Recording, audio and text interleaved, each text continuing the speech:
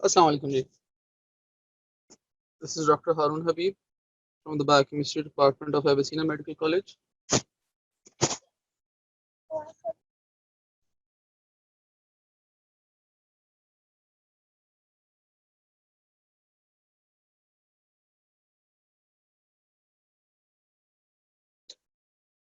Gee, it's 10 o'clock and we have 56 students at the moment.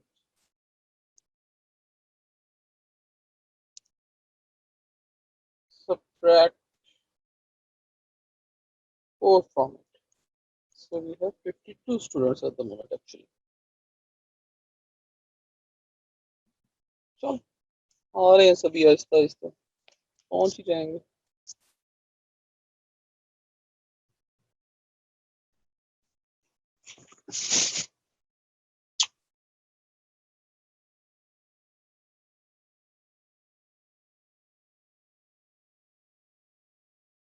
क्या हालात चल रहे हैं पढ़ाई के जनाब?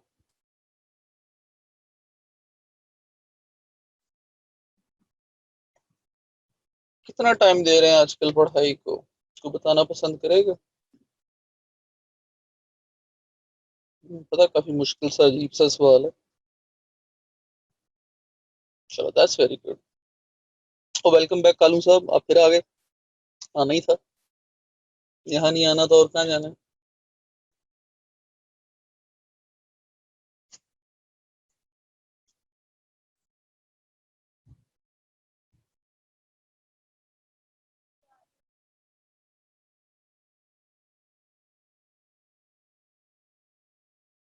बिल्कुल. और कहाँ जाना? पुरानी मूवी है.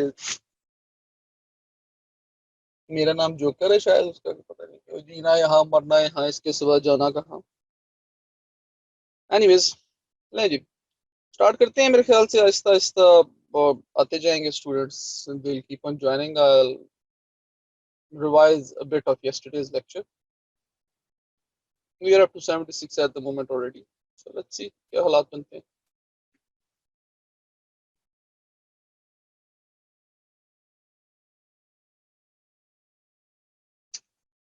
Alright ji. First of all, do you have any questions from the last lectures? Yesterday's lectures or lectures before them?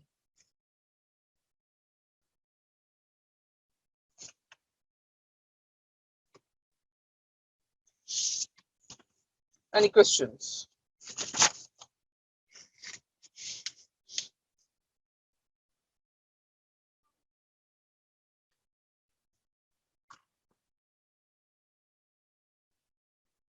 Gee, do you have any questions?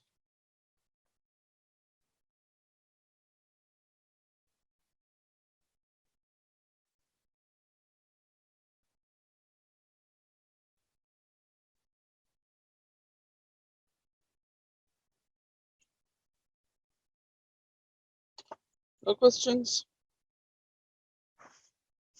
तो हाँ ना भी नहीं कहते ना तुम लोग.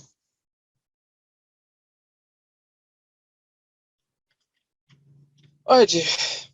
टॉपिक हम कर रहे थे that is biochemistry of endocrine system. लोगों को कोर्स करिकुलम दिखाया था UHS का, which is quite enormous. ठीक है. But even being this enormous, it's not that difficult. Just laborious. Consists of an overview of endocrine system, pituitary and hypothalamic hormones, thyroid hormones, calcium regulating hormones, adrenal cortical hormones, adrenal medullary hormones, male and female gonadal hormones, and hormones of pancreas. ये हमने कर लिया था पहला portion. We are doing this one right here. अच्छा, मैंने ना एक छोटी सी चीज आप लोगों के साथ यहाँ पे डिस्कस करनी थी. अब जितने भी आ गए आप सुनो, बाकियों को देख लेंगे क्या करना. ये ना मैं थोड़ा सा नरेट करना चाह रहा हूँ आपको. ये एड्रेनल कॉर्टिकल हार्मोन्स का structure, biosynthesis, secretion, transport, regulation, catabolism, and biological action of all the adrenal cortical hormones. ठीक है. All the adrenal cortical hormones. फिर उसके बाद डिसऑर्डर्स एसोसिएटेड विद हाइपर और hyper activities of these hormones, ठीक है, जिसमें आ जाते हैं Cushing's disease and syndrome, secondary adrenal deficiency, Edison's disease, primary aldosteronism and secondary aldosteronism, ठीक है। अभी आप ये देखेंगे ये वाला जो पोर्शन है ना इसका, ये वाला कुशिंग्स और ये सारे का सारा पोर्शन है, ये जो हम अभी कर रहे हैं पिट्यूटरी एंड हाइपोथैलेमिक हार्मोन्स, उसके अंदर भी है, ठीक है। Alright, keep up in at. और इसको अभी देखें, अगली चीज मैं आपको दिखाना चाह रहा हूँ, structure, biosynthesis, transport, regulation, catabolism, biological actions of all adrenal medullary hormones, and associated disorders like pheochromocytoma, ठीक हो गया। This being pin number two, let's put a pin number one, let's put a pin number two here. तीसरी चीज देखें, ये female male और female gonadal hormone, structure, biosynthesis, secretion, catabolism and biological actions of all the male and female gonadal hormones, disorders associated with hyper and hypoactivities of these hormones like hypogonadism and hypergonadism in males and females. Let's put a pin in this three, pin number three. अच्छा, अब हमने जो भी शुरू किया हुआ है ना ये पिट्यूटरी हार्मोन्स का पोर्शन, ठीक है, इसमें हमने एंटीरियर पिट्यूटरी देखा, ठीक है, एंटीरियर पिट्यूटरी देखा जिसमें हमने उसका हमने देखा ग्रोथ हार्मोन, और उसमें हमने सेकंड देखना है ACTH, ठीक है। ग्रोथ हार्मोन कहाँ एक्ट करता है? बॉडी में मैनी टिश्यूज में, ठीक है। और ये जो ACTH है ये कहाँ एक्ट करता है? ये एक्ट करता है जाके एड्रिनल ग्लैंड्स के ऊपर, ठीक है, एड्रिनल ग्लैंड्स के ऊपर एक्ट करता है, on the cortical portion, adrenal adrenal cortex के ऊपर। एड्रिनल ग्लैंड के दो पोर्शंस होते हैं, एड्रिनल कॉर्टेक्स और एड्रिनल मेडुल्ला, ठीक है। जो एड्रिनल कॉर्टेक्स है ये प्रोड्यूस करता है आगे से मिनरलोकॉर्टिकॉइड्स, ग्लूकोकॉर्टिकॉइड्स और सेक्स हार्मोन्स, ठीक है।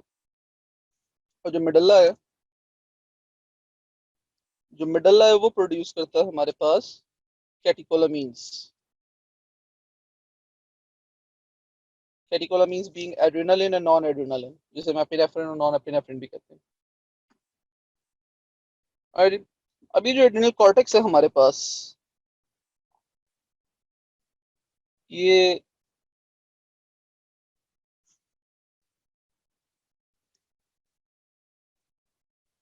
जो मिनरलोकॉर्टिकॉइड्स प्रोड्यूस करता है दैट इज एल्डोस्टेरोन, जो ग्लूकोकॉर्टिकॉइड प्रोड्यूस करता है वो होते हैं हमारे पास कॉर्टिसोल, कॉर्टिकोस्टेरोन, और ठीक है।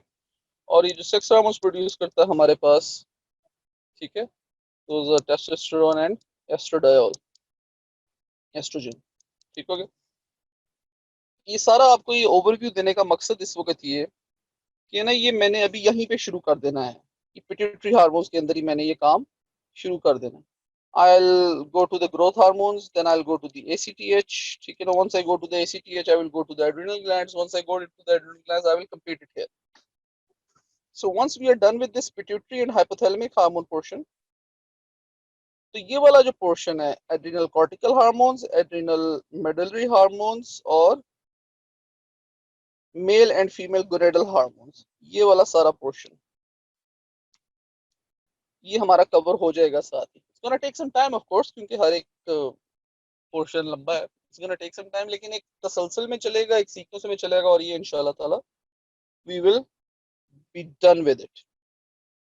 Alright, then we will go to the hormones of thyroid and parathyroid, और फिर लास्टली हम जाएंगे हार्मोन्स ऑफ पेनक्रियास, ठीक है। So just to let you guys know कि मैंने किस सीक्वेंस में जाना है। हमने सबसे पहले किया था overview of endocrine system.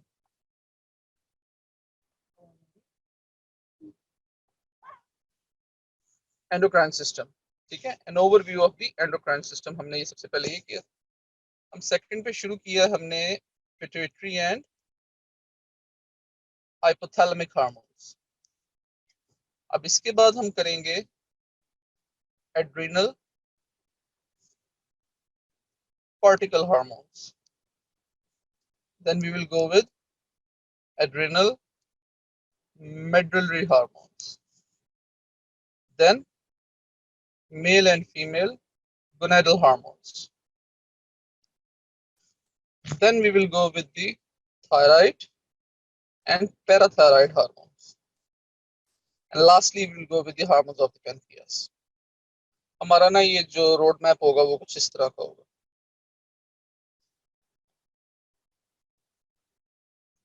जी,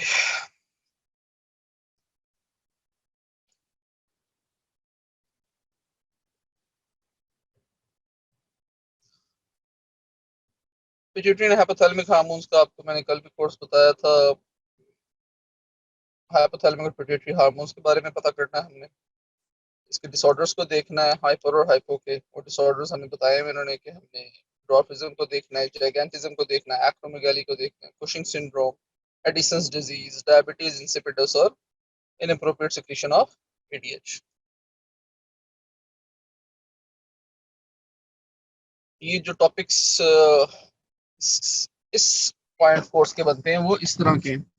अब इंशाल्लाह ताला नेक्स्ट वीक जब मैं आप लोगों को ये टॉपिक सिखाऊंगा ना, तो उसमें सिर्फ हमारे पास ये पिट्यूटरी और हाइपोथैलेमिक के ही नहीं होंगे टॉपिक्स, ठीक है। हमारे पास उसमें ऐड होंगे एड्रिनल के भी टॉपिक्स, एड्रिनल कॉर्टिकल हार्मोन्स के भी टॉपिक्स ऐड होंगे, और उसमें एड्रिनल मेडलरी हार्मोन्स भी ऐड होंगे, और उसमें गोनाडल हार्मोन्स भी ऐड होंगे, ठीक है। ये सारे के सारे उसमें ऐड होंगे, और वो एक टॉपिक लिस्ट बनेगी, इन 4 सब टॉपिक्स की ना एक लिस्ट बनेगी, और वो एक सीक्वेंस होगा, जो सीक्वेंस भी अगर आपको याद रहेगा तो that would be quite enough to understand all of these hormones. Hypothalamic hormones में आप लोगों ने देखा था, आप लोगों को बताया था कि ये न्यूरो हार्मोन्स होते हैं, ठीक है। ये रिलीजिंग हार्मोन्स भी कहते हैं, इन्हें हाइपोथैलेमिक हार्मोन्स भी कहते हैं। ये स्टिमुलेट करते हैं, इनहिबिट करते हैं पिट्यूटरी हार्मोन्स को, ठीक है, specially anterior pituitary hormones. So hypothalamic hormone called trophic hormones that targets the anterior pituitary and they either release or inhibit pituitary hormones. जब ये anterior pituitary पे एक्ट करते हैं तो वहां पर रिलीज करवाते हैं हमारे पास anterior pituitary आगे से जो रिलीज करवाता है हार्मोन्स, ठीक है, वो हैं prolactin, growth hormone, corticotrophin, thyrotropin, FSS and LH. उनके अपने अपने एक्शंस हैं मेमोरी ग्लैंड्स पे, टिश्यूज पे, एडरेनल कॉर्टेक्स, थायराइड, गोनाड्स रिस्पेक्टिवली, और उनके अपने मेन इफेक्ट्स हैं, ये हम लोगों ने कल डिस्कस कर लिए।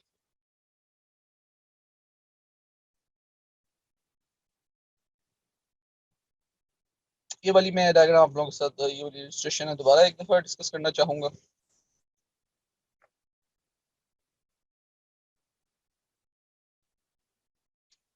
क्या हालात है पार्टिसिपेंट्स?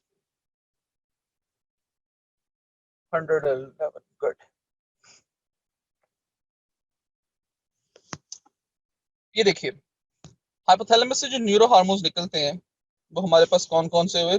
सबसे पहले ग्रोथ हार्मोन, रिलीजिंग हार्मोन, वो जब एंटीरियर पिट्यूटरी पे जाके एक्ट करता है तो एंटीरियर पिट्यूटरी रिलीज करता है ग्रोथ हार्मोन। एंटीरियर पिट्यूटरी जब ग्रोथ हार्मोन रिलीज करता है वो बहुत सारे मसल्स पे जाता है और एक्ट करता है, ठीक है। बोन ग्रोथ पे काम करता है, बॉडी टिश्यूज की ग्रोथ में काम करता है, मेटाबॉलिज्म ऑफ कार्बोहाइड्रेट, प्रोटीन्स और फैट्स के ऊपर काम, लिवर पे जाके एक्ट करता है तो हाइपरग्लाइसेमिक इफेक्ट्स करवाता है, ऐसे इफेक्ट्स करवाता है ग्रोथ हार्मोन के, लिवर से ग्लूकोज को बाहर निकलवाता है, ठीक है, एग्जिट करवाता है। दूसरा हमारे पास ये टीआरएच है, थायरोट्रोपिन रिलीजिंग हार्मोन, हाइपोथैलेमस से निकलता है। जब ये हाइपोथैलेमस से निकलता है तो एंटीरियर पिट्यूटरी पे जाके जब एक्ट करता है तो एंटीरियर पिट्यूटरी रिलीज करता है थायराइड स्टिमुलेटिंग हार्मोन, थायरोट्रोपिन भी नाम है इसका दूसरा, थायराइड स्टिमुलेटिंग हार्मोन का। ठीक है, ये देखें हाइपोथैलेमस से निकला थायरोट्रोपिन रिलीजिंग हार्मोन। ठीक है, तो आपकी एंटीरियर पिट्यूटरी में थायरोट्रोपिन रिलीज हो गया और इसका दूसरा नाम है thyroid stimulating hormone. Thyroid stimulating hormone जाके थायराइड पे एक्ट करता है और आगे से थायराइड हार्मोन्स की सिंथेसिस और रिलीज में काम करता है। नेक्स्ट हमारे पास ये देखें CRH, कोर्टिकोट्रोपिन रिलीजिंग हार्मोन, हाइपोथैलेमस से निकलता है, जाके ये एक्ट करता है एंटीरियर पिट्यूटरी के ऊपर और ये ACTH को रिलीज करवाता है। ACTH is corticotropin. ठीक है, रिलीज हुआ ये हाइपोथैलेमस से निकला कोर्टिकोट्रोपिन रिलीजिंग हार्मोन और जाके जब एंटीरियर पिट्यूटरी पे होता है कोर्टिकोट्रोपिन निकलता है। दूसरा ये LPH है हार्मोन। ACTH हमारा मेन टॉपिक रहेगा इस पूरी एंडो के अंदर कि जब ACTH कॉर्टेक्स के ऊपर जाके एक्ट करता है तो हमारे पास कॉर्टिकोस्टेरॉइड्स निकलते हैं, being mineralocorticoids, glucocorticoids and sex hormones. LPH हमारे पास एंडोर्फिन रिलीज करवाता है। जी, हाइपोथैलेमस से फिर ये भी निकलते हैं prolactin release factor and prolactin release inhibitory factors. ये जाके जब एंटीरियर पिट्यूटरी के ऊपर एक्ट करते हैं तो हमारे पास जो हार्मोन निकलता है that is prolactin. Prolactin acts on the mammary glands and results in the development of the memory gland and lactation.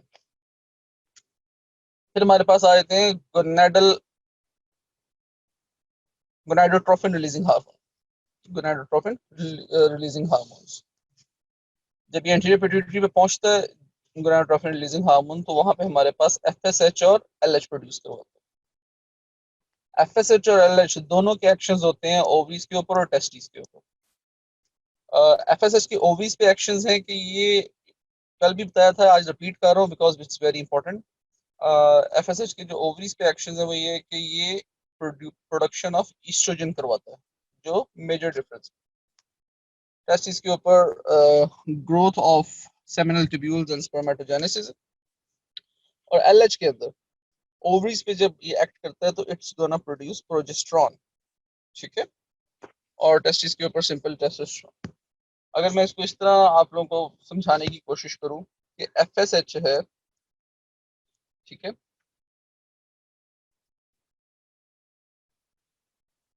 Mails में नो हार्मोन्स, फीमेल्स में oestrogen.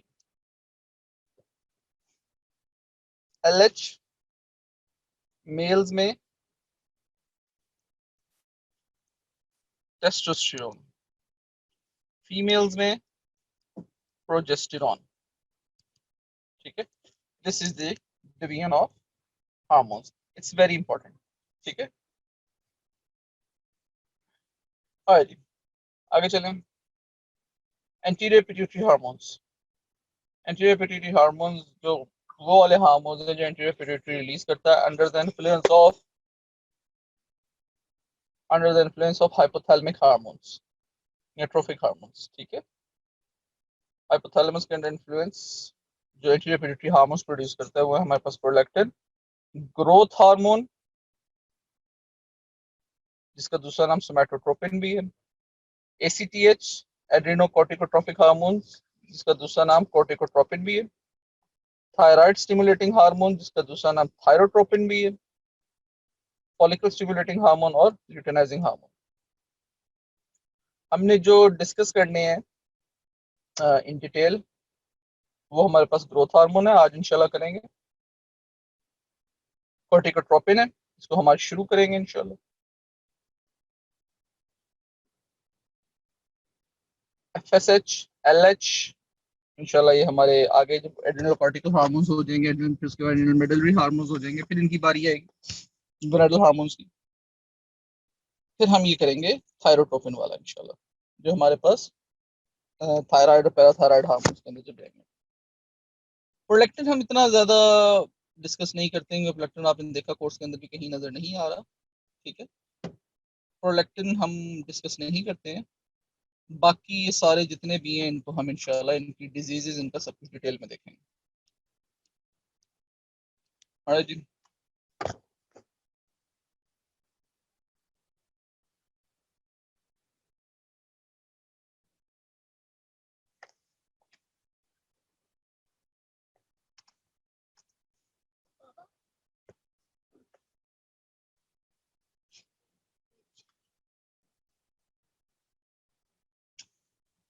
Alright ji, now we are going to start this growth hormone.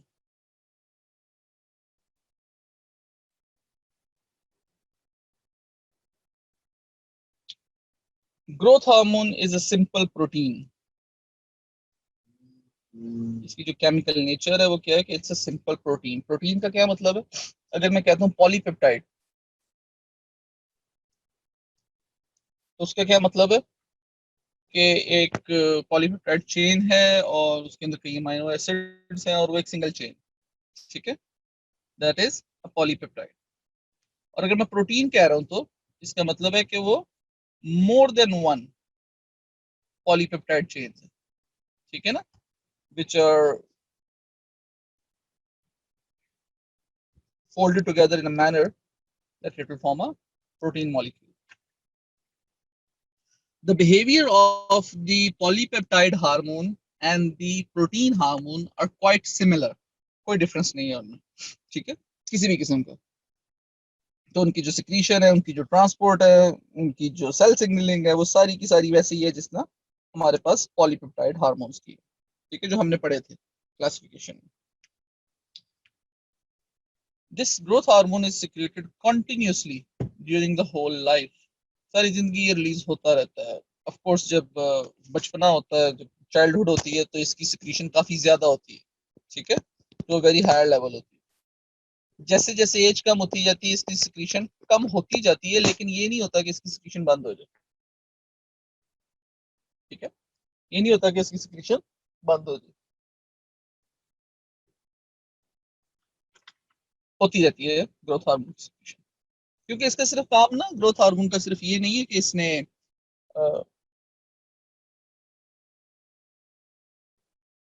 तो जी chat के अंदर देखा है, India आया है, India. M18 आज आपका 3 लेक्चर्स हैं. 1 बजे से पहले किसी ने लीव नहीं करना. ठीक हो गया जी, खबरदार अगर कोई कहेंगे. Anyways let me continue. Growth hormone का सिर्फ काम ग्रोथ करवाना नहीं है. ठीक है, growth hormone has effects on metabolism. Growth hormone has effects on liver. That have effects on metabolism as well. तो अगर हम ये कहते हैं कि ग्रोथ हार्मोन का सिर्फ काम ग्रोथ करवाना है बॉडी टिश्यूज की और बोन्स की, सारा कुछ नहीं, ऐसा नहीं. The secretion of growth hormone is stimulated by growth hormone releasing hormone. ठीक है, इसकी एक्चुअल एब्रीविएशन है ग्रोथ हार्मोन रिलीजिंग हार्मोन. इसका दूसरा नाम है सोमेटोलाइब्रिन. ठीक है, लिबर्टी से याद रखें, लाइब्रिन रिलीज करवाना, छोड़ देना, आजाद कर देना. ठीक है, and growth hormone is inhibited by somatostatin. Static से याद रखिएगा, रोक देना, बंद कर देना, जगह बंद कर देना. ठीक है, इसका जो नाम है वो है ग्रोथ हार्मोन इनहिबिटरी हार्मोन. अच्छा, ये मैं नामों के ऊपर ना बहुत जोर दे रहा हूँ, एम्फोसाइज कर रहा हूँ. इसका मकसद ये है कि मैं एम्फोसाइज क्यों कर रहा हूँ, क्योंकि ये वो नाम है जो आप लोगों को एग्जाम्स के अंदर आने हैं. ठीक है, एंडो के अंदर बायोकेमिस्ट्री में ये इसी तरह घुमाने का तरीका होता है कि जी आप उनको मुख्तलिफ मुख्तलिफ नामों से चीजें. ठीक है, तो ग्रोथ हार्मोन रिलीजिंग हार्मोन कहाँ से आएगा और ग्रोथ हार्मोन इनहिबिटरी हार्मोन कहाँ से आएगा? ये दोनों आएंगे हाइपोथैलेमस से. और इनके दूसरे नाम क्या हैं? ग्रोथ हार्मोन रिलीजिंग हार्मोन का दूसरा नाम आ गया सोमेटोलाइब्रिन. ग्रोथ हार्मोन इनहिबिटरी हार्मोन का दूसरा नाम आ गया somatostatin.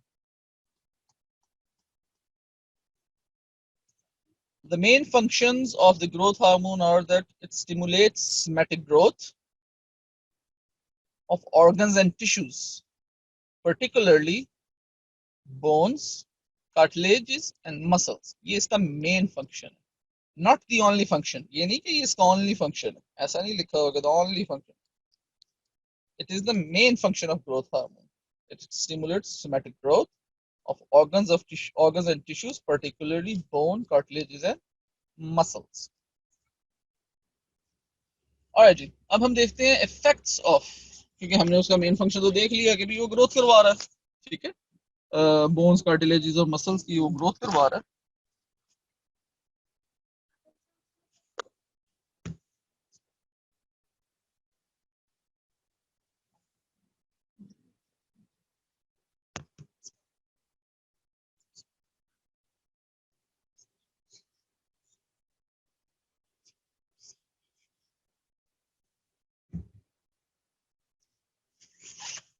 Just a minute please.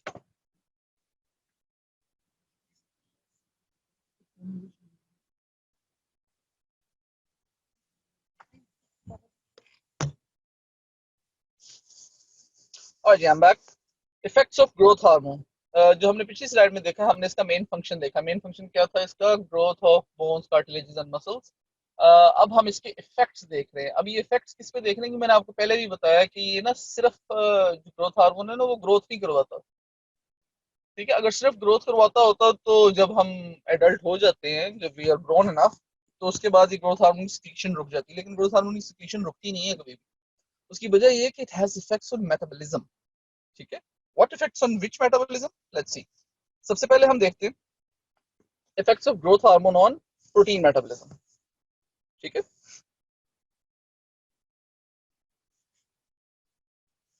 Protein metabolism पे इसके कुछ ये इफेक्ट्स हैं। It promotes the entrance of amino acids into the cells. ठीक है, अमीनो एसिड्स को सेल्स में डालता है, यानी कि ग्रोथ हार्मोन के अंडर इन्फ्लुएंस अमीनो एसिड्स जो एब्जॉर्ब होंगे, जो कहीं और प्रोटीन को डिसइंटीग्रेट हो रही है किसी और सेल में कहीं पे। ठीक है,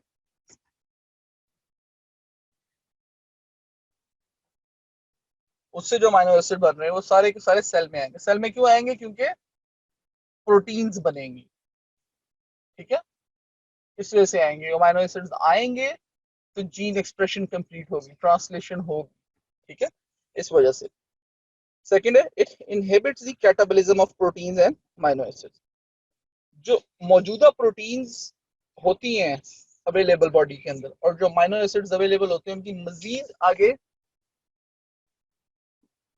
कैटाबॉलिज्म को रोकती है ये growth hormone. Next, activates the synthesis of proteins, DNA and RNA. ठीक है, इस पॉइंट से ही क्लियर हो जाना चाहिए कि जब वो कैटाबॉलिज्म ऑफ प्रोटीन को रोक रही है, तो ऑफ कोर्स वो एनाबॉलिज्म या सिंथेसिस ऑफ प्रोटीन को, एनाबॉलिज्म ऑफ प्रोटीन को या सिंथेसिस ऑफ प्रोटीन को एनहांस करेगी। So these are the effects of growth hormone on protein metabolism. Next comes the carbohydrate metabolism. इस पे क्या इफेक्ट्स हैं? इसके इफेक्ट्स होते हैं कुछ एंटी इंसुलिन हार्मोन। ठीक है, इट एक्टिवेट्स इंसुलिनेज ऑफ लिवर, जो इंसुलिन को ब्रेक डाउन करता है। अगर इंसुलिन को ब्रेक डाउन करेंगे, इंसुलिन को एक्टिवेट नहीं होने देंगे, इंसुलिन को काम नहीं करने देंगे, तो क्या होगा? जो ग्लूकोज है वो सेल्स में एंटर नहीं हो सकती। जब ग्लूकोज सेल्स में एंटर नहीं होगी तो क्या होगा? हाइपरग्लाइसीमिया। ठीक है, जब ग्लूकोज सेल में एंटर नहीं होगी तो क्या होगा? हाइपरग्लाइसीमिया होगा।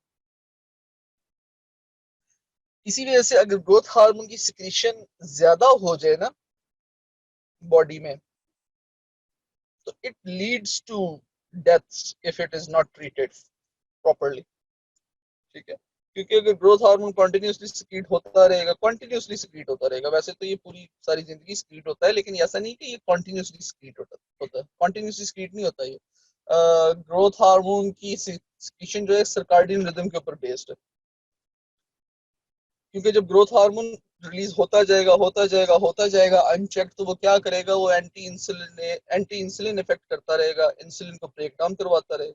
इंसुलिन को ब्रेक डाउन करवाता रहेगा तो जो इंसुलिन का एक्शन होता है कि वो ग्लूकोज को एक्स्ट्रा सेलुलर फ्लूइड से उठा के सेल के अंदर डालती है। ठीक है ना, वो जो एक्शन है वो नहीं होगा। तो यानी कि cells will be deprived of the glucose, whereas extracellular fluid will be extremely rich in glucose, leading to hyperglycemia, which is a diabetic like condition. And this hyperglycemia would of course lead to many complications and ultimately death. Right, ji. Next, activates the exit of glucose from liver.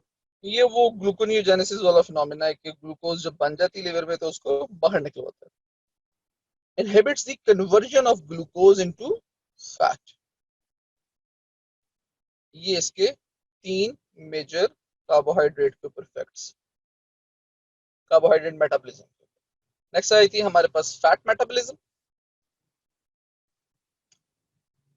Fat metabolism में है जी stimulates the decomposition of lipids, that is lipolysis, तो stimulate करता है, and stimulates the oxidation of fatty acids. ये दो effects आ गए फैट मेटाबॉलिज्म।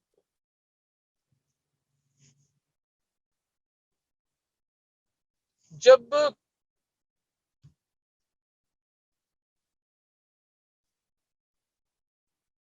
ग्रोथ हार्मोन की सिक्रीशन लो होती है चाइल्डहुड में, तो it leads to pituitary dwarfism या सिंपल डिवार्फिज्म। जब ग्रोथ हार्मोन की सिक्रीशन हाई हो जाती है during childhood, it leads to gigantism, या इसको हम पिट्यूटरी जाइगेंटिज्म भी कहते हैं। और अगर ये ग्रोथ हार्मोन की सिक्रीशन हाई हो जाए during adulthood, somewhere in the middle age, तो उसको हम कहते हैं एक्रोमेगाली, एक्रोमेगाली। और जी सो हाइपरसिक्रीशन में सिर्फ डिवार्फिज्म है, हाइपरसिक्रीशन में हमारे पास जाइगेंटिज्म और acromegaly. I'm gonna start dwarfism. Dwarfism के बाद फिर हम करेंगे एक्रो जाइगेंटिज्म और फिर acromegaly. Up till now, do you guys have any questions of any sort?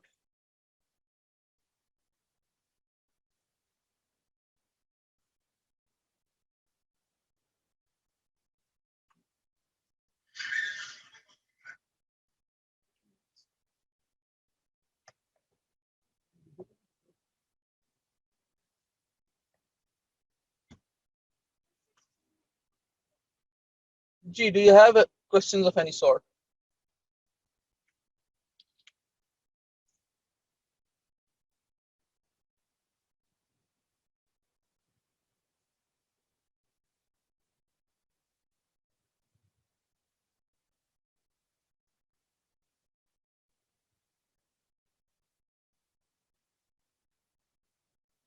Ji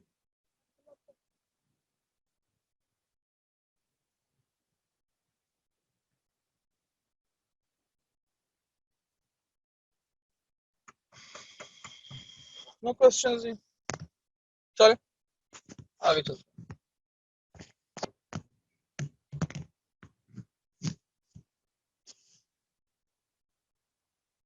dwarfism, इसको हम पिट्यूटरी ड्वार्फिज्म भी कहते हैं, ठीक है। ये दोनों नामों से आ सकता है क्वेश्चन इसका, ड्वार्फिज्म भी और पिट्यूटरी ड्वार्फिज्म।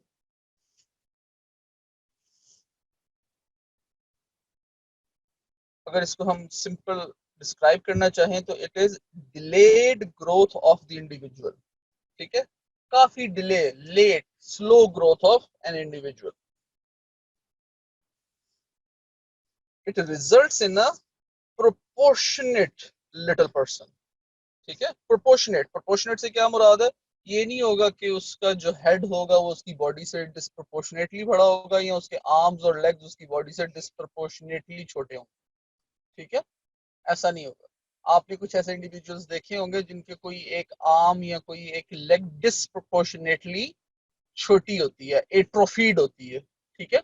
ये वो एट्रोफी वाला फिनोमेना नहीं है, इसमें इनकी पूरी की पूरी बॉडी फंक्शनल होगी और प्रोपोर्शनेटली छोटी होगी। इसके अंदर हम एटियोलॉजी और साइंस और सिम्टम्स देखेंगे। एटियोलॉजी पे हमारे पास दो आ जाती हैं, एक आ जाती है हमारे पास जीन म्यूटेशन और दूसरी हमारे पास आ जाते हैं ट्यूमर्स, ठीक है।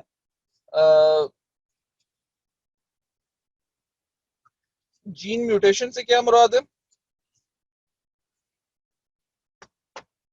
कि जो जीन्स हैं जो कोड करते हैं किसको, ग्रोथ हार्मोन को, क्योंकि ग्रोथ हार्मोन हमारे पास एक प्रोटीन हार्मोन है, ठीक है ना। तो प्रोटीन को तो ऑफ कोर्स कोई ना कोई आरएनए है इससे ऊपर डीएनए को, डीएनए कोड कर रहा होगा उसको, तो डीएनए के अंदर ये म्यूटेशन हो जाती है, जिसकी वजह से ग्रोथ हार्मोन प्रोड्यूस ही नहीं हो रहा होता, बचपन से प्रोड्यूस नहीं हो रहा होता।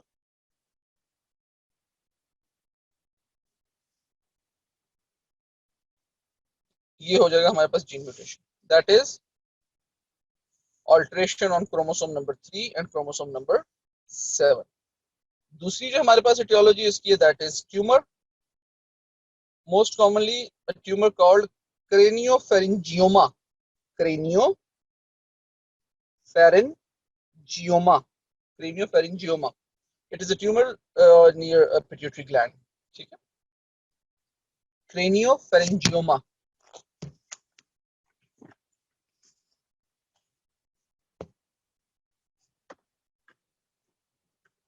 अच्छा, एक चीज का जरूर ध्यान रखना, ये जो इटियोलॉजी है ना, ये चाहे डवार्फिज्म हो, चाहे आगे नेक्स्ट इसके बाद जाइगेंटिज्म आएगी, उसके बाद हमारे पास एक्रोमेगली आएगी, ठीक है, इन सब में, इन सब की एक इटियोलॉजी ट्यूमर जरूर है, ठीक है ना, ये जरूर याद रखना और जरूर लिखना एग्जाम, ठीक है, अगर आ गया तो। साइंस एंड सिम्टम्स हमारे पास डवार्फिज्म के हेडेक्स हैं, वॉमिटिंग्स हैं, डबल विजन है, पॉलीडिप्सिया है, पॉलीडिप्सिया होता है इंक्रीज थर्स्ट, और स्लीप डिस्टर्बेंसेस, ठीक हो गया। कॉमन सी हैं ये साइंस एंड सिम्टम्स, और इनमें से कई साइंस एंड सिम्टम्स बच्चे बता भी नहीं सकते।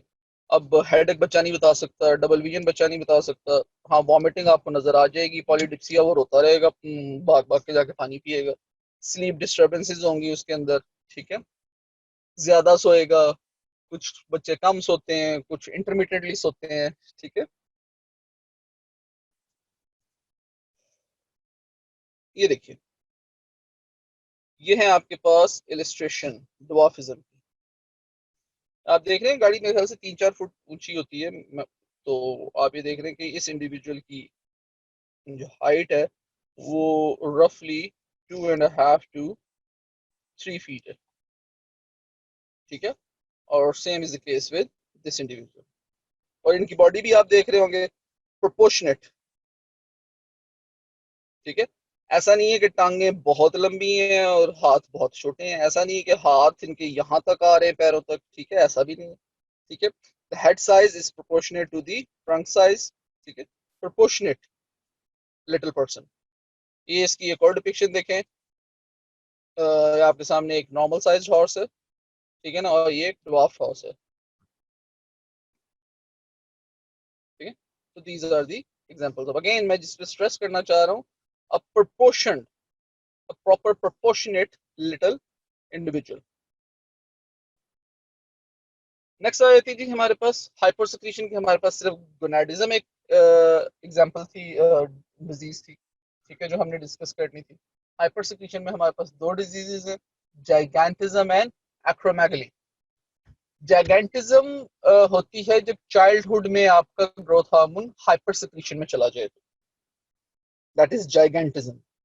और एक्रोमेगली ये कि मिडिल एज में जाके कहीं आपका ग्रोथ हार्मोन हाइपर सिक्रीशन में चला जाए। Gigantism can also be termed as pituitary gigantism.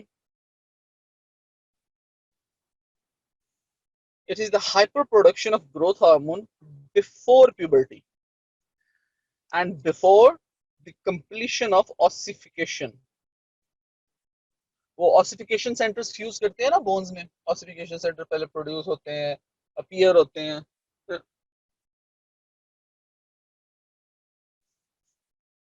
पहले अपीयर होते हैं, फिर ऑसिफाई, ऑसिफिकेशन उनकी शुरू होती है, कैल्सिफिकेशन, फिर उसके बाद वो फ्यूज होते हैं, तो ठीक है ना, ये पूरा प्रोसेस है जो कंप्लीट होता है। अगर तो ग्रोथ हार्मोन की जो हाइपर प्रोडक्शन है, हाइपर सिक्रीशन है, वो इस टाइम से पहले पहले, जब तक ऑसिफिकेशन कंप्लीट नहीं हुई, ऑसिफिकेशन प्रोसेस कंप्लीट नहीं हुआ, अगर इससे पहले पहले है तो दैट इज जाइगेंटिज्म। अगर उसके बाद में चला जाता है तो वो फिर हमारे पास एक्रोमेगली का फिनोमेना आना शुरू हो जाता है। Alright, so the hyperscription of growth hormone before puberty and before the completion of ossification. people with pituitary gigantism can truly be giants. ठीक है. There are reports of people with a height of greater than 8 feet. True giants. इसमें etiology हमारे पास एक ही है, tumors, adenoma of pituitary gland. ठीक है, adenoma of pituitary gland. जो हमारे पास उधर थी ड्वार्फिज्म में, कौन सा ट्यूमर था? मैं चैट में वेट कर रहा हूँ, आंसर दीजिएगा. कौन सा ट्यूमर था वो जो हमारे पास ड्वार्फिज्म में, जो etiology में था? कालू साहब आप ना दीजिएगा, ठीक है ना. कल से आप ही मेरे साथ बातें करें, किसी और को भी मौका दें. चले यार, दे ले तू, जवाब देगा कर देगा, तो क्या मसला जी. Very right, Juveria and Gauhar. Craniopharyngioma. Juveria आपने स्पेलिंग भी सही लिखे हैं. मेरे ख्याल से गौहर भाई को सुबह नाश्ता नहीं मिला, स्पेलिंग खा गए ने. ठीक है, ठीक है. Alright, good one. Nice one Gauhar as well, अच्छी बात है. क्रेनियो फेरेंजियोमा.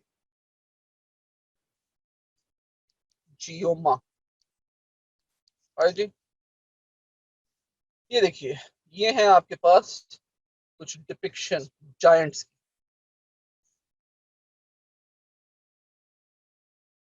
ये वो इंडिविजुअल हैं जो उनके नॉर्मल काउंटर पार्ट से बहुत ज्यादा हाइटेंड है.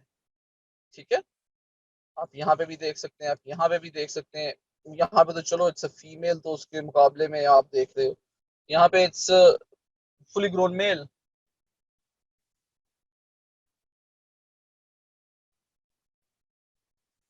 यहाँ पे it's a fully grown male, उसके मुकाबले में कितनी बड़ी औरत खातून है ये. ठीक है, same here same here same here.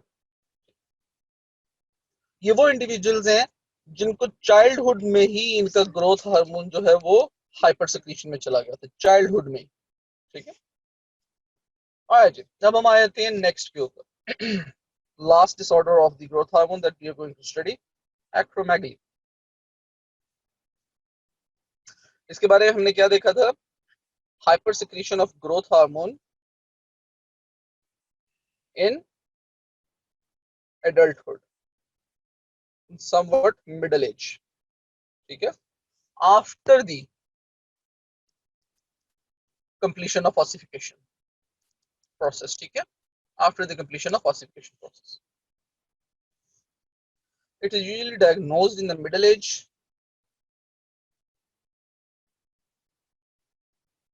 Results in serious illnesses and premature death if not treated. ये मैंने आपको बताया था उसकी वजह क्या है. उसकी वजूहात में से एक वजह ये कि इंसुलिनेज जो है लिवर का, उसको एक्टिवेट करवाता है. एंटी इंसुलिन इफेक्ट देता है ये. ठीक है, इंसुलिन को काम नहीं करने देता. इंसुलिन को काम नहीं करने देता तो ग्लूकोज जो है आपके एक्स्ट्रासेलुलर फ्लूइड में फिरती रहती है. Results in hyperglycaemia. Hyperglycaemia has many effects. It has retinopathic effects. Hyperglycemia has neuropathic effects. Hyperglycemia has nephropathic effects. ठीक है, और all of those complication may lead up to death. इसकी etiology में हमारे पास again adenoma of pituitary gland, यानी कि gigantism और acromegaly की etiology similar है, एक ही है, ट्यूमर ऑफ एडिनोमा. जबकि हमारे पास ड्वार्फिज्म की etiology में क्या आया था? एक तो क्रेनियोफ्रेंजियोमा आ गया था, और दूसरा हमारे पास उसकी etiology में था जीन म्यूटेशन, क्रोमोसोम नंबर 3 और 7 के ऊपर. ये देखिए, ये आपके पास एक एक्रोमेगली की एग्जांपल. वो WWE देखी हुई है, लड़कों ने शायद देखी हो, बाकी ने भी शायद देखी हो कहीं ना कहीं. ठीक है, और कुछ मूवीज के अंदर भी है. वो एक इंडिविजुअल है वहां पे. बड़ी स्पीड में बोला है. यस सर, मेरे ख्याल से भाई आज भी देखता है WWE, रॉ और स्मैकडाउन को फॉलो करता है. एनीवेज, WWE के अंदर ना एक इंडिविजुअल था, ग्रेट खाली. ठीक है, अगर किसी ने भी उसे सुना हुआ है ना. हाँ जी, बिल्कुल बिल्कुल सही, ग्रेट खाली. ठीक है, ये जिसने भी उसको देखा हुआ है ना, अगर नहीं भी देखा हो तो ये जो इंडिविजुअल है ना, ये जिसकी पिक्चर लगाई हुई है, ये भी उसी तरह की फीचर्स ही हैं। आप इनको इस तरह आइडेंटिफाई कर सकते हैं देखते ही। इनके जो जॉज होंगे वो बहुत बड़े होंगे, ठीक है। इनके जो हैंड्स और फीट होंगे वो बहुत बड़े होंगे, ठीक है। जॉज, हैंड्स एंड फीट, ये नॉर्मल प्रोपोर्शनेट बॉडी के लिहाज से नहीं होंगे, ठीक है ना, एक्स्ट्रा ऑर्डिनरी होंगे। कुछ लोग जो जायंट्स होते हैं ना, जो जिनके अंदर ग्रोथ हार्मोन की हाइपर सिक्रीशन हुई होती है चाइल्डहुड के अंदर, ठीक है, या नियर जायंट्स होते हैं। हमारे भी आपने कई इंडिविजुअल्स देखे होंगे सोसाइटी में भी, 6'4", 6 फीट 6'5", 6'6" तक हाइट होती है लोगों की, ठीक है। हमारे लिए वही काफी बड़े हैं, क्योंकि हमारी जो एवरेज हाइट है वो तकरीबन 5'6", 5'7" है, ठीक है। ज्यादा से ज्यादा होगी तो 5'7", 5'8" होगी हमारी जो एवरेज हाइट है हमारी सोसाइटी के अंदर। तो ये लोग जायंट्स है हमारे लिए, लेकिन इनको भी आप देखेंगे ना, अगर जायंट है तो उसकी बॉडी डिस्प्रोपोर्शनेट नहीं होगी। लेकिन अगर एक्रोमेगली हुई तो उसकी बॉडी के अंदर थोड़ी सी डिस्प्रोपोर्शन नजर आएगी। वो बड़े बड़े मोटे मोटे हाथ होंगे, प्रोट्रूडेड सा बड़ा सा जॉ होगा, ठीक है, बड़े बड़े पैर होंगे। बोला, अब जिस तरह ग्रेड खाली है, बोला उस बेचारे से जाता नहीं है सही तरह, क्योंकि मेरे ख्याल से उसके मुंह में जुबान है, वो भी बहुत बड़ी बड़ी है, हिलती नहीं है, तो आवाज कहाँ से उसने मैनिपुलेट करनी। So that is the example of your acromegaly. Alright जी, we are done with the growth hormone. Now if you have any questions about growth hormone, please let me know.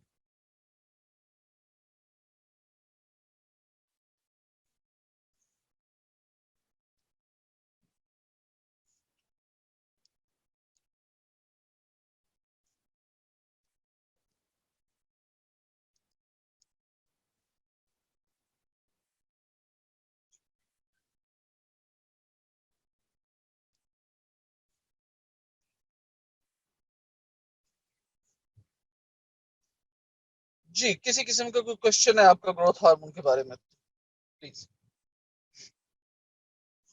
नेफ्रोपैथिक cause क्या है? कालू साहब, ये जरा question को थोड़ा सा दोबारा पूछिए। नेफ्रोपैथिक कॉज किसकी पूछ रहे हैं आप? मैंने जो जो मैंने कहा था वो मैंने कहा था कि जो आपकी hyper secretion of growth hormone है, that leads to hyperglycaemia, and hyperglycaemia has nephrogenic effects, nephropathic effects. Nephropathic cause नहीं, नेफ्रोपैथिक इफेक्ट्स, ठीक है। नेफ्रोपैथिक का मतलब किडनी के ऊपर जो इसके इफेक्ट्स होते हैं। जो डायबिटिक पेशेंट्स होते हैं, ठीक है, उनको किडनी फेलियर होना शुरू हो जाता है, ठीक है। एंड ऑर्गन डैमेज कहते हैं इसे। एंड ऑर्गन, जो हमारे एंड ऑर्गन्स है ना, जिस तरह किडनी हमारे एंड ऑर्गन्स में से आता है। क्यों एंड ऑर्गन्स में आता है? उसके बाद वो एक कलेक्शन बैग है, ब्लैडर, ठीक है, जो हमारा यूरिनरी ब्लैडर है, ठीक है, वो सिर्फ एक कलेक्शन बैग है, नथिंग एल्स। जो हमारा एंड ऑर्गन है, एंड ऑर्गन डैमेज होनी शुरू हो जाती है, ठीक है। ये हाइपरग्लाइसीमिया के इफेक्ट्स होते हैं कि वो किडनी डैमेज करना शुरू कर देता है, तो उसे हम कहते हैं नेफ्रोपैथिक इफेक्ट्स।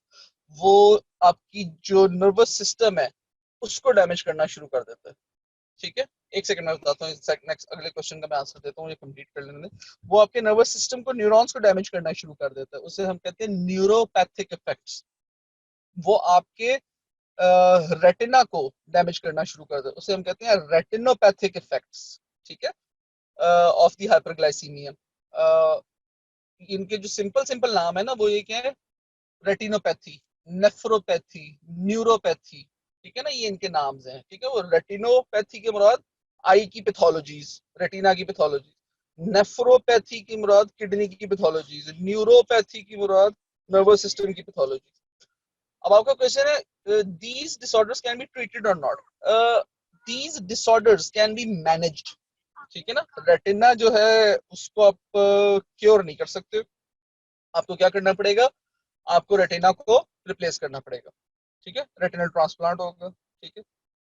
किडनी है, किडनी को अगर किडनी फेलियर हो गया है, ठीक है, तो आप उसे रिवर्स नहीं कर सकते हो, आपको किडनी ट्रांसप्लांट करना पड़ेगा।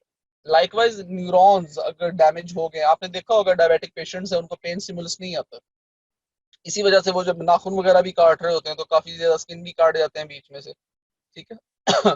अगर हीटर के सामने पैर रखे हुए उन्होंने सर्दियों में, तो उनको महसूस ही नहीं होता, क्योंकि उनके वो जो पेरिफेरल सेंसेशन है वो सारी की सारी डैमेज हो चुकी होती है, न्यूरॉन्स डैमेज हो चुके होते हैं, ठीक है। तो न्यूरॉन्स नहीं आप बदल सकते हो, न्यूरॉन्स की डैमेज को आप रिवर्स नहीं कर सकते हो, ठीक है। न्यूरॉन्स को तो ट्रांसप्लांट भी नहीं कर सकते, उनका सिर्फ ध्यान रखना पड़ता है। ये जो आपके हाइपरग्लाइसेमिक इफेक्ट्स होते हैं, जो न्यूरोपैथी है, नेफ्रोपैथी है, रेटिनोपैथी है, इनको हम रिवर्स नहीं कर सकते, क्योर नहीं कर सकते, मैनेज कर सकते हैं, ठीक है। ट्रीटमेंट और मैनेजमेंट में फर्क होता है। ट्रीटमेंट होता है किसी चीज को कंप्लीटली जड़ से उखाड़ दें, उस बीमारी को। मैनेजमेंट होती है आप उसे जड़ से उखाड़ नहीं सकते हो, आप बंदे को एक अच्छा लाइफस्टाइल देने की कोशिश करते हो, जिस तरह हम डायबिटिक पेशेंट्स को देने की कोशिश करते हैं, हाइपरटेंसिव पेशेंट्स को देने की कोशिश करते हैं, ठीक है। आप उनको एक अच्छा लाइफस्टाइल देने की कोशिश करते हो, मगर आप उनको ट्रीट नहीं कर सकते, ठीक है ना। अब एक बंदे की बॉडी के अंदर इंसुलिन बननी बंद हो गई है मिसाल के तौर पे, आप वो इंसुलिन बनवानी शुरू नहीं कर सकते, ठीक है। आगे चलें जी। वैसे 10 मिनट है, मैं आगे एसीटीएच को शुरू करके करूंगा क्या? ये तो तुम लोग क्वेश्चंस भी नहीं पूछते, क्वेश्चंस ही पूछ लो ना, तो मजा आता है बंदे को आंसर करने का भी। चल, अगर किसी ने क्वेश्चन पूछ लिया तो I get into the answers, otherwise I am gonna keep on doing what I have to do. ACTH hypothalamus से रिलीज होता है हमारे पास corticotropin releasing hormone. Corticotropin releasing hormone जाके एंटीरियर पिट्यूटरी पे एक्ट करता है। जब ये एंटीरियर पिट्यूटरी पे एक्ट करता है तो वहां पे रिलीज होता है हमारे पास ये हार्मोन कोर्टिकोट्रोपिन, जिसका नाम एड्रिनोकोर्टिकोट्रोपिक हार्मोन भी है। ऐसी चीज जाके जब एड्रिनल कॉर्टेक्स के ऊपर एक्ट करता है तो हमारे पास रिलीज होते हैं कॉर्टिकोस्टेरॉइड्स, जो है हमारे पास मिनरलोकॉर्टिकॉइड्स, ग्लूकोकॉर्टिकॉइड्स और सेक्स हार्मोन्स, ठीक है। ये तीन है हमारे पास।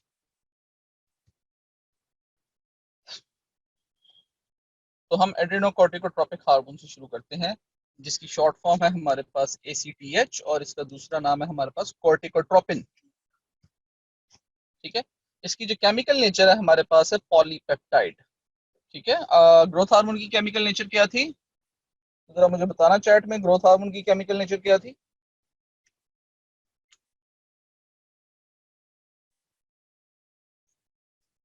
कमन कमन कमन कमन, जल्दी जल्दी। ग्रोथ हार्मोन की केमिकल नेचर क्या थी? प्रोटीन। वेरी गुड, शाबाश। कौन है जी ये? नबीला बेटा, वेरी गुड बेटा। ग्रोथ हार्मोन की केमिकल नेचर हमारे पास प्रोटीन थी। एड्रेनोकॉर्टिकोट्रोपिक हार्मोन की केमिकल नेचर हमारे पास पॉलीपेप्टाइड है। Keep these things in mind, ये एमसीक्यूज हैं, सीधे सीधे छोटे छोटे। Secretion is stimulated by corticoliberin, that is corticotropin releasing hormone. जो ये कहां से निकलता है? ये CRH है। ये कहां से निकलता है? हाइपोथैलेमस से, ठीक है। इसका दूसरा नाम क्या बताया? वो आ गया कोर्टिकोलाइब्रिन। इसका दूसरा नाम आ गया हमारे पास कोर्टिकोलाइब्रिन, कोर्टिकोट्रोपिन रिलीजिंग हार्मोन का दूसरा नाम आ गया। पीछे हमने ग्रोथ हार्मोन के देखे थे, जो निकलते हैं हाइपोथैलेमस से, दो हैं, ग्रोथ हार्मोन रिलीजिंग हार्मोन और growth hormone inhibitory hormone. Growth hormone releasing hormone का जो नाम था वो था सिमेटोलाइब्रिन, और जो ग्रोथ हार्मोन इनहिबिटरी हार्मोन था उसका नाम था सिमेटोस्टैटिन। यहाँ पे हमारे पास कोर्टिकोट्रोपिन रिलीजिंग हार्मोन का दूसरा नाम आ गया कोर्टिकोलाइब्रिन। लिबर्टी से याद रखें। ये हमारे पास एक एग्जांपल डिपिक्शन है आपके सामने, ये देखें, ये किडनी है आपकी, ठीक है। और ये किडनी के ऊपर ये पिरामिडल सा एड्रिनल ग्लैंड लगा हुआ। अगर हम इसका कट सेक्शन देखते हैं तो हमें ये देखें, ये बीच में नजर आता है एड्रिनल मेडल्ला, ठीक है। ये जिसका ये डार्कन पोर्शन है, उसके बीच में ब्लड वेसल्स पड़ी होती हैं। ये इसका जो आउटर कवरिंग है that is the capsule. Alright जी। कैप्सूल और एड्रिनल मेडल्ला के बीच में ये जो लाइट कलर का पोर्शन है that is adrenal cortex. Alright जी। So outermost portion is capsule, उसके बाद आता है हमारे पास कॉर्टेक्स, एड्रिनल कॉर्टेक्स, उसके बाद आता है हमारे पास एड्रिनल मेडल्ला। ऑलराइट जी। Adrenal cortex is further divided into 3 zones, ठीक है। एक होता है इसका आउटर मोस्ट जोन, जो बिल्कुल कैप्सूल के साथ होगा। एक होता है उसका मिडिल जोन, जो आउटर जोन के बाद आएगा। और एक होता है उसका इनर जोन, जो बिल्कुल मेडल्ला के साथ होगा, ठीक है। ये आउटर, मिडल और इनर आपको सिर्फ एनाटॉमिकली समझाने के लिए है, ठीक है। इनके ये नाम नहीं होते हैं, ऑलराइट। इनके नाम क्या होते हैं? जो आउटर मोस्ट जोन होता है दैट इज जोना ग्लोमेरुलोसा, ठीक है। ये होता है outer, that is near the capsule. उसके बाद जो मिडल पोर्शन है हमारे पास दैट इज जोना फैसिकुलाटा। जो मिडल जोन है दैट इज जोना फैसिकुलाटा। और जो इनर मोस्ट जोन है that is zona reticularis, that is the innermost zone, that is next to the medulla, ठीक है, next to the medullary substance. तो outermost हमारे पास आ गया कैप्सूल। कैप्सूल के बाद जोना ग्लोमेरुलोसा, उसके बाद जोना फैसिकुलाटा, उसके बाद जोना रेटिकुलरिस, उसके बाद मेडल्ला, ठीक है। और मेडल्ला में ब्लड वेसल्स। जो हमारे पास कॉर्टिकल सब्सटेंस है उसके अंदर ये जोना ग्लोमेरुलोसा जो है आउटर मोस्ट जो है, ये प्रोड्यूस करता है मिनरेलोकॉर्टिकॉइड्स, दैट इज एल्डोस्टेरोन। जो मिडल में आता है जोना फैसिकुलाटा, ये प्रोड्यूस करता है ग्लूकोकॉर्टिकॉइड्स। ग्लूकोकॉर्टिकॉइड्स है हमारी बॉडी में कॉर्टिसोल एंड कॉर्टिसोन, ठीक है।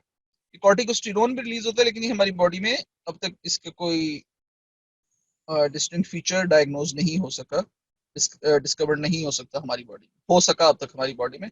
पर ये कॉर्टिसोल और कॉर्टिसोन जो है, ये ऑफ कोर्स इसकी डिस्कवरी हुई हुई है कि ये क्या करते हैं। सेक्स हार्मोन्स जो हैं प्रोड्यूस होते हैं जोना रेटिकुलरिस से, those are testosterone and estradiol, ठीक है। ये सारे के सारे होते हैं under the influence of ACTH, corticotropin, ठीक है। कॉर्टिकोट्रोपिन किसके अंडर इन्फ्लुएंस रिलीज होता है? सीआरएच, कॉर्टिकोट्रोपिन रिलीजिंग हार्मोन, जो हाइपोथैलेमस से रिलीज होता है। तो हाइपोथैलेमस सीआरएच किससे रिलीज करता है? सीआरएच एंटीरियर पिट्यूटरी पे एक्ट करता है, और एंटीरियर पिट्यूटरी क्या रिलीज करता है? ACTH. ACTH anterior pituitary release करता है, वो आके कॉर्टिकल सब्सटेंस के ऊपर एक्ट करता है, और आपकी कॉर्टिकल सब्सटेंस से ये एल्डोस्टेरोन, कॉर्टिसोल, कॉर्टिसोन और टेस्टोस्टेरोन और एस्ट्राडायोल को रिलीज करवाता है, ठीक है। ये तो हो गया एक पोर्शन। दूसरा पोर्शन है जो एड्रिनल मेडल्ला, ठीक है।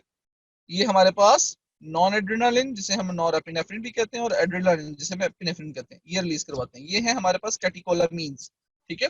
ये जो कैटिकोलामीन्स है, अगर आपको याद होगा तो ये हमारे पास अमाइन हार्मोन्स की एग्जांपल है, ठीक है। एमाइन हार्मोन्स की एग्जांपल है हमारे पास। तीन किस्म के थे, peptide hormone, steroid hormone, amine hormone. Amine hormone वो हार्मोन्स होते हैं जो किसी न किसी अमाइनो एसिड से ड्राइव होते हैं। ये टायरोसिन अमाइनो एसिड से ड्राइव होते हैं, नॉन एड्रेनालिन और एड्रेनल। ऑलराइट, तो ये वो पोर्शन है हमारा adrenal medal, adrenal cortical hormones का और एड्रेनल मेडुला हार्मोन्स का, जो हमने साथ ही ये भी कवर करना शुरू कर दिया अभी। यानी कि हमारा जो नेक्स्ट लेक्चर होगा नेक्स्ट वीक के अंदर, उसके अंदर हम ये कॉर्टिकल सब्सटेंसेस के हार्मोन्स और मिडलरी सब्सटेंस के हार्मोन्स करवाएंगे। जी, एक्रोमेगली में प्री मेच्योर डेथ क्यों होती है?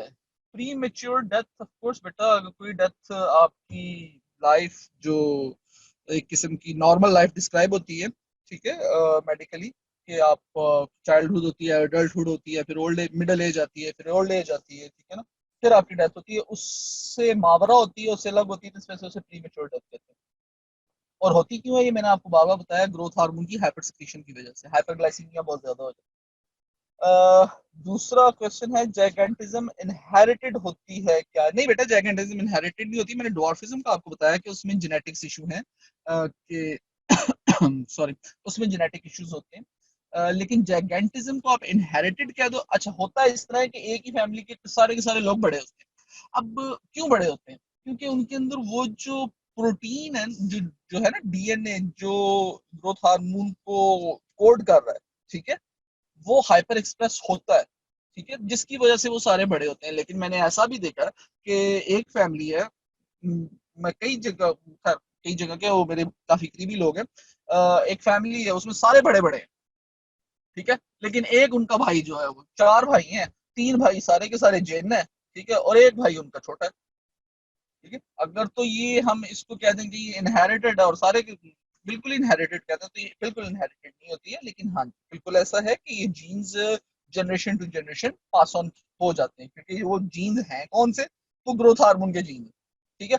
वो ऐसे जीन्स होंगे जो हाइपर एक्सप्रेस होते होंगे, ठीक है। वो हाइपर एक्सप्रेस होते होंगे तो वो अगर बच्चों में ट्रांसमिट हो गए हैं तो वो सारे के सारे बच्चे खतरे में पड़े। जी बेटा, एनी अदर क्वेश्चन? 1 मिनट रहेगा, जल्दी जल्दी पूछ लो।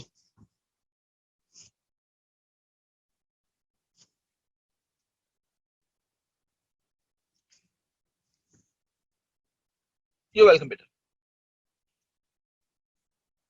जी बेटा जी, जल्दी जल्दी क्वेश्चन पूछ लो, टाइम हो गया। और जी, this is doctor Haroon Habib signing off, see you next week इंशाल्लाह। अल्लाह हाफिज।